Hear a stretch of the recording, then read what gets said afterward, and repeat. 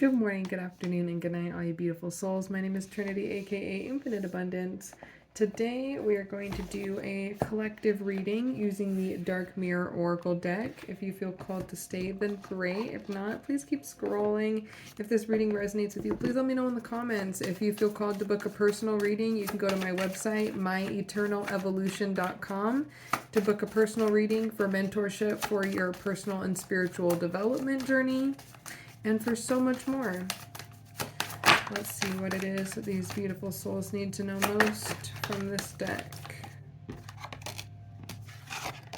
Okay, so we have some people who've been feeling quite like this colorless angel. Hopeless, lost. I started seeing that scene from that movie Soul, when they were like on the ship and they started seeing all those lost souls like out in the sand, and they were just wandering around and they had nowhere, had no purpose. They were trying to figure out like how to save them. This is you right now, like trying to figure out how to save yourself. You could be, envious gluttony came out here. You could be stuck in this phase of like seeing people who may look like they have it more put together than you, or maybe more healed than you in some way, and getting stuck in the like compete and comparison cycles and getting yourself stuck in jealousy or dwelling in the shoulda, coulda, wouldas. Well, if I would have lived my life this way in the past, or if I would have been born to this family, or I should have just done this and then this never would have happened. Like ultimately all these are a waste of your time and energy. I've said it before, I'll say it a million times. Shoulda, coulda, wouldas are a waste of your time and energy. Focus on it is what it is, and how are you going to move on from here.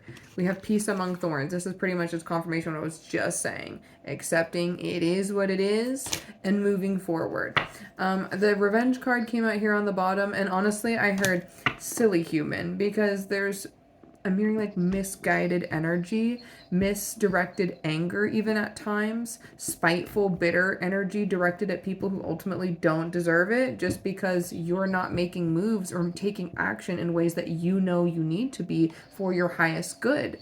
Ways that you should be focusing your time or energy on your own healing versus watching somebody else and how they're doing their life, how they're doing their healing, whatever the case may be. I'm hearing when you're only focused on your lane, there's no one to compare yourself to.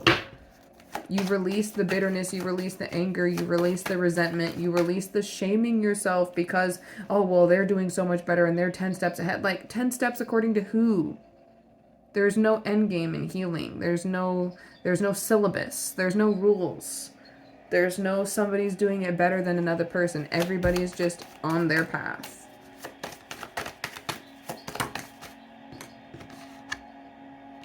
Fated to Suffer and Today for Tomorrow both came out. I feel like this was the past energy, feeling like, oh, well, you're always going to be, 10 steps behind everybody else. You're always going to feel a little less healed, a little less worthy, than everybody else in the room. But this Today for Tomorrow is you really moving forward and being like, no, I'm going to redefine my narrative. I'm not going to be stuck in this victim mode bullshit. I'm going to pull myself out. I'm going to create something for myself. I'm not going to be stuck in feeling like...